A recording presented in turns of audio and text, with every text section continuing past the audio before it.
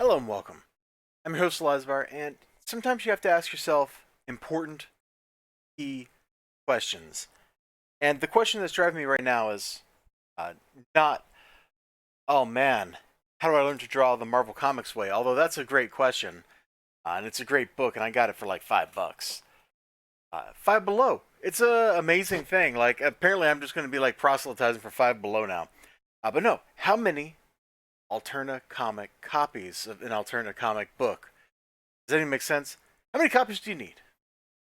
So far, I found two be extremely satisfying because then I get one to read, which was this copy. It's got like a little spine roll right there. It's a little beat up, and this one is better shape. So, what we're actually going to do, I got this big stack of boards I put together while I was watching TNA Impact Wrestling on Twitch because it's on Twitch. Who knew, right? That's neither here nor there for comic books. We're just going to take this book. We're just going to put them right there. We'll open this one up. Take a look. So, if you remember what was going on in issue 1, our brave detective here had stumbled on a weird situation. He was kidnapped, told to find why someone died. Isn't that a weird thing to be told to investigate? Not who killed him, but more the question, why? Why killed him? Which, outside of like Columbo, which was a show where it's like the how catch 'em as opposed to the who done it, you don't get that weird formulation too often. In this one, we get that weird formulation. Why'd this guy die? So our hero is investigating, he's going to places, he's talking to people, and he runs straight into a gang. Well, they stab him for starters. But that's how they roll. No loose ends. All got these yellow eyes, so they're totally mind controlled. They're zombies or brainwashed. There's a telepath telling them what to do. Some crazy occult stuff is going on. I'm not sure what. This issue felt kind of like a more actiony version of Kolchak the Night Stalker. Man, I love that TV show, and we're totally like vibing that vibe. If that's even English, I don't know if that's English, but that's what we're doing. Our hero's friend meets him, saves him actually. They have a discussion. They're still having trouble with their relationship because of what happened. There's a woman. She vanished. They're both feeling the pain. Things get revealed about our protagonists. There's the back of his head. Relationship with the woman.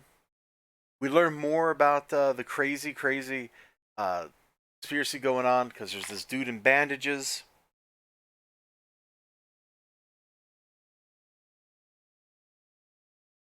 talking to his minion who kidnapped our protagonist and hired him in the first issue. They're like, I think it's time we provide the detective with some assistance.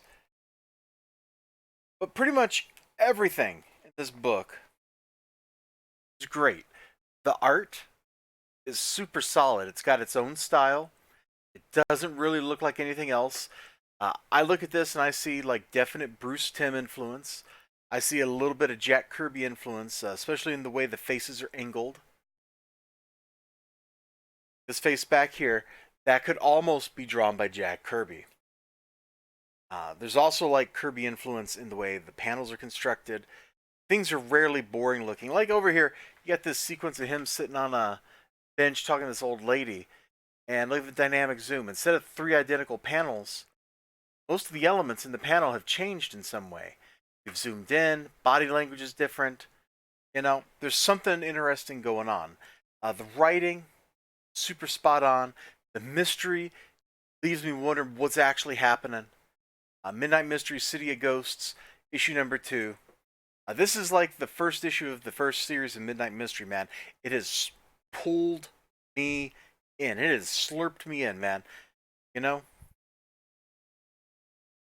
I'm just like walking along on the sidewalk, and I'm reading my comic book here, and I didn't realize Up ahead, they've actually replaced the sidewalk with a 10-foot pool of quicksand. And boom, I'm in it. And I'm like trying to read my comic book and I'm falling into the quicksand at the same time, and life is just terrible. That's what this book has done to me. It's pulled me in, and I'm left with that terrible, terrible feeling of having to wait for 2 freaking months to spend another $1.50 to get a copy of issue 3 so I can see where this is going. The mystery is crazy because these people they stole something off of a ship. Hold on, let me see if I can find that. Will be just a minute. I apologize. Yeah, they stole something off of a ship, and well, remember what they keep saying: no loose ends. So who are these people? Who's controlling them? What's controlling them? What's going on? What was it they stole off of the ship? Because we just see like one busted open crate and a bunch of stuff that they didn't steal. So what was in that crate that's so important? What was it? What was it? I want to know. What was the MacGuffin that they went through all this trouble that they sacrificed so many like operatives' lives for? I don't know. I gotta know. Please, Bernie Gonzalez, convince Peter Simeti to just send me issues 3 and 4 ahead of schedule. Like, just just go out, tell him to do that because I need to see them. I gotta have them. And this waiting game is killing me, man. It's killing me because I am ready. I'm loving this so much. The first Midnight Mystery miniseries, it ended on issue 4, Dead Letters, and that was like such a downer. It was just a bridge, like in between to set the mood of this guy's mood specifically, and set the relationship with his that cop that he hangs out with, his friend. Like that's all that did, and that was kind of lame. That felt like that could have just been done in a couple of panels at the end of issue 3 or something like that, you know? It felt kind of like a waste to have a whole issue dedicated to that. We are back in the swing, and I gotta have it. And if you like mysteries, if you like supernatural stuff, you'll probably like this. If you like the art style, you like that kind of the way Bruce Timm draws things, you'll probably like this. If for nothing else, the art. And Wes Loker, he just pencils or not pencils. He just he does the lettering for like every alternative book these days. They ought to go back and remaster old alternative books and have him do the lettering so it's like consistent forever. It's a great value.